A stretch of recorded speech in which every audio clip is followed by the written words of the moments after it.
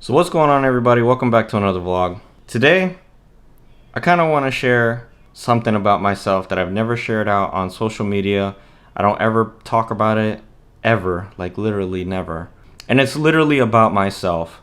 Please listen to the end because I promise you I'm gonna give you some good words of encouragement, and you guys are gonna hear my story on how I got started in wholesaling, the obstacles that I encountered along the way, so much that happened in my life in that short period of time when I first started wholesaling.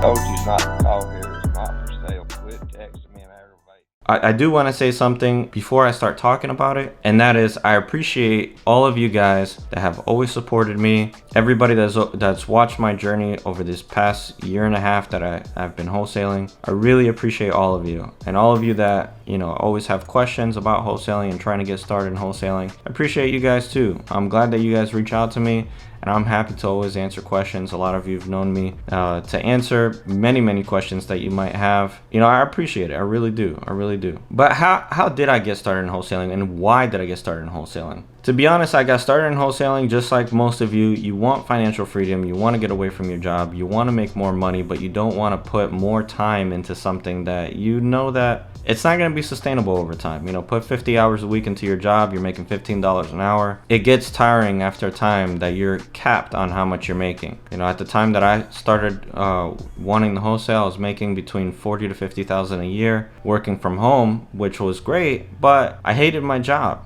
So no matter how much money I was making at the time, I hated it. You know, like that's literally the most that I could have made. I could have made more, but I would have had to dedicate even more time. I was working almost 7 days a week. I decided, you know what, I want to change my life.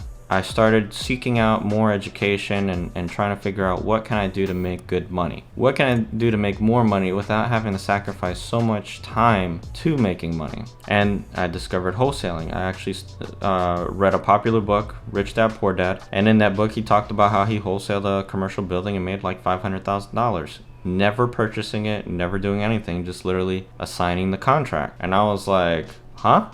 You can do that? So I started researching it, and that's how I came across wholesaling. My story might be different from a lot of yours. Mine might be the same as yours. Who knows? But I wanted to make money, and this looked like an entry into real estate, which I've always been passionate about. You can ask any of my friends and family. I love real estate, love it to death, just never had the money, and I never had the credit to get into real estate. Thank you, Sally Mae, for ruining my credit. At the time, I decided, I talked to my wife, and I said, you know what? I'm gonna buy 100 bandit signs and see where this goes. I had done enough research. I still didn't know what I was doing, but I was like, you know, I'm gonna take this plunge and I'm gonna learn along the way, because that's the only way you're gonna learn. All you new wholesalers that are stuck in analysis paralysis, stop researching, just jump in head first. Don't know what you're doing, that's okay. You will learn along the way, or you will meet people that will, you know, guide you or give you advice along the way on what to do. So I dove in, I just started doing it, and ordered my first 100 bandit signs, and next thing you know, 2 weeks after I ordered my bandit signs, I get a severe infection in my hand. I actually had surgery on it. You can see the lines here and all my scars here. It almost killed me. Like literally, I almost died. They told me if I would have gotten there a little bit later, I would have been dead. They were actually even contemplating to amputate my arm. It scared the living daylights out of me. Here I am, I was living paycheck to paycheck at the time. I was thinking to myself, if I die, what's gonna happen to my family? I'm like, I don't have anything to leave them other than my next paycheck. And it scared me to death, because I'm gonna leave my 3 daughters behind with my wife. And I thought to myself, I was like, I can't do this. I can't let this happen. There's no way I'm gonna let this kill me. And I went into surgery that night. When I got out in the morning, you know, I was in absolute pain. That's number one. I think that's the only thing I thought about was the pain of the surgery. But that whole day I just thought about, what if I would have died? You know, what if I wouldn't have made it through surgery? What if I would have lost my arm? You know, all those what ifs. It started to weigh a lot on me. You know, the next day I went home after that, and sure enough, you know, on my front porch, it was like a sick joke. You know, 100 bandit signs just got there. And I looked at that box. I stared at that box like a deer in headlights. And I was like, this is my key right here to the door that I want. Am I gonna let my hand stop me? And I know that, you know, a lot of frustration and pain that I went through those first few days thinking, and just, it was like an emotional revelation in my head. And I was like, you know what, I'm gonna make this work for me even if it kills me. As soon as I get well enough to put out these bandit signs, I'm gonna go ahead and just put them out, see what happens, and just go from there. And 3 weeks later, I started putting out bandit signs. Every evening around 7, 8 o'clock at night, my wife would drive me, because I couldn't drive at the time, to different locations, and I'd set up my bandit signs. I put out like 5 at a time. I got some phone calls from some motivated sellers. I also got some phone calls from the city telling me to take my bandit signs down.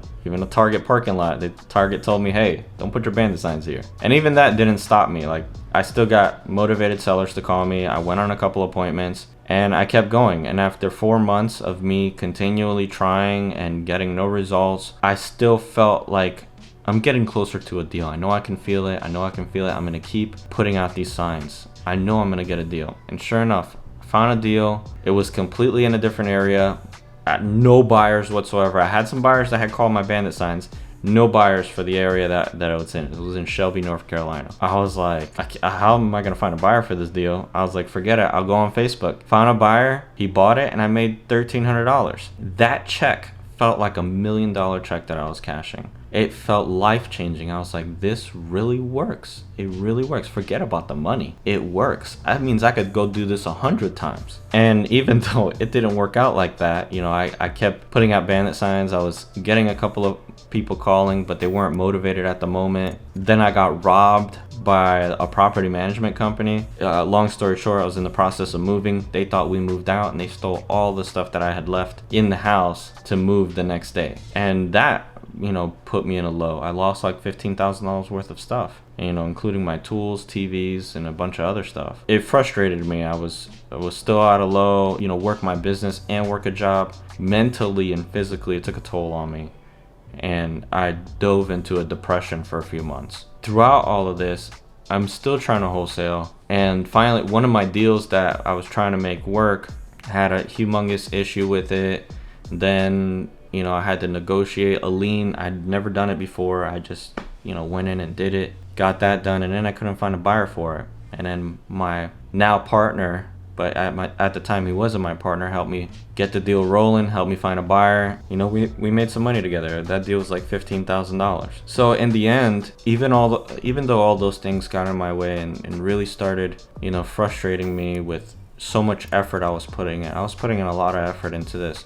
You know, waking up Saturday at 2 o'clock in the morning, go put out bandit signs in the middle of the night is hard work, and it's hard to do, especially when you're working a job, you have a family. Even if you don't have a family, it's hard to just balance life like that. You know, I was working like 60 hours a week plus getting up at 3 in the morning on a Saturday. I didn't want to do that, but I did it anyway. I did it because I wanted this bad. I wanted to take control of my life instead of letting life have control over me. I wanted to take control of that and have that power to do whatever I wanted to do. I want to go to the store and buy the things that I need without looking at my bank account, wondering if I have the money to do it. You know, that was like my absolute why. And if I die, I have something to leave to my family now. You know, it ain't much, but it's more than I had before. And every day I work harder and harder and strive harder to build myself up more. I started this whole daily vlog thing because I wish I would have been able to document that whole journey. Like, that beginning was crucial. Like, even if you guys go back to some of my videos from when I started becoming consistent, those videos were, I didn't have that many deals under my belt. I was still really, really new. I was just trying something different. I kind of just looked back at the deal that I did and I reanalyzed it, and I was like, you know what, how did I do this deal? What was it that guy saw, or what was it that triggered him to want to sell the property? Then I also saw a podcast. I listen to podcasts constantly every day. I get new things every single day, or I get new ideas every single day from podcasts that I watch. And Rafael Vargas said, I don't target lists. I just target whole areas where I know that flippers are in there flipping. And I was like, hey, this is a great idea. So instead of just targeting one single list, why don't I just target a whole area and see who answers? And we did that. We pulled 4 deals out. It was like 500 people that we contacted, and we pulled 4 deals out, which is not bad, you know? The whole journey was hard. It wasn't easy. It's not like how these gurus talk about, like, you know, oh my God, I just got on the computer today and I found 50 deals and, you know, I'm going to wholesale these in 10 minutes. It never ever happens like that. Those things, that's like a unicorn happening. You know, these guys already know what they're doing. Yeah, once you get started in wholesaling and you actually start wholesaling and you get a couple of wholesale deals under your belt, it gets easier from there because you know how to find the deals now. That one first deal though is the hardest deal. It's like moving a mountain. But one of the things that I learned as well in those 12 months, this is a period of 12 months we're talking about, that I was completely unsuccessful, closed like 3 deals, which is somewhat of a success. But what really put me behind was the fact that I wasn't concentrating on one thing. You guys as new wholesalers, I want you to think about why you're wholesaling. You know, do you want to get into real estate? Do you like real estate? Do you like the grind and the hustle? That's what this really is a lot of grinding, a lot of hustling, a lot of problem solving, a lot of problems. This is literally a business about problems. You're buying problems in this business. And with these problems, you got to figure out some type of solution for these people. You know, it comes along with the territory. It really does. And you guys really need to concentrate not only on your why you're interested in wholesaling, but how you're going to wholesale. You know, pick one marketing source, pick one type of people, pick only one thing and just focus on that. The problem I had was I had like 5 different things that I was focusing on, and it was making me fail in all 5. I was doing direct mail, I was doing bandit signs, I was doing cold calling, I was doing text messaging, and I was doing ringless voicemail. And guess what? All 5 of them didn't work. Why? Because I wasn't picking the right one to concentrate on. Like if I would still do bandit signs right now, the only reason why I don't do bandit signs, I just don't have the time, because, you know, I have a family, I have kids. I know that I could succeed in bandit signs. I could go out there and put 1,000 bandit signs, and I know tomorrow I'd have my phone ringing off the hook.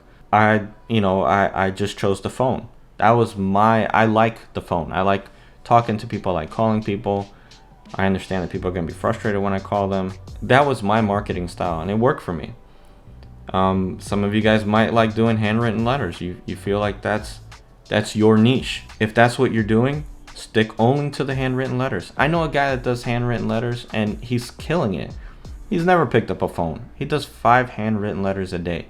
As long as you keep targeting those same people that you've been doing with your handwritten letters, they're going to answer you eventually. I got phone calls with the handwritten letters. It did work. Did I get any leads out of it? Nah, I didn't. But I didn't do it long enough to see success out of it. I did it for 1 month. Same thing goes for you guys cold calling. You know, cold calling one particular type of person. Maybe a driving for dollars list. That's my favorite, absolute favorite. Really think about what you're doing and just concentrate in one lane. Get tunnel vision. Some of you are stuck with analysis paralysis. Jump in. Just get your hands dirty. You're never going to learn it on the sidelines. Wholesaling is like you're sitting a mile away with a telescope looking at wholesaling through your little telescopic vision. You're not going to know what it's like from that distance. You know, you're on the sideline, you're looking directly into something, and you're like, oh, I wonder what that looks like up close. I wonder what it smells like. I wonder what it feels like. You're never gonna feel it because you're not there. That's really what wholesaling is all about. I know I'm probably, you know, going on a rant and talking too much, but my life was not perfect when I got started wholesaling. It was a lot of ups and downs, more downs than ups. I was frustrated with my life because of where I was financially. Use that fear, the anger, I hate my job, to push you forward. It took me 1 year and 5 months to leave my job. And when I quit, I was scared, super scared. It was like, it's such a crazy feeling. Scared and happy at the same time. If you guys are on Instagram, I want you to go back to this deal right here.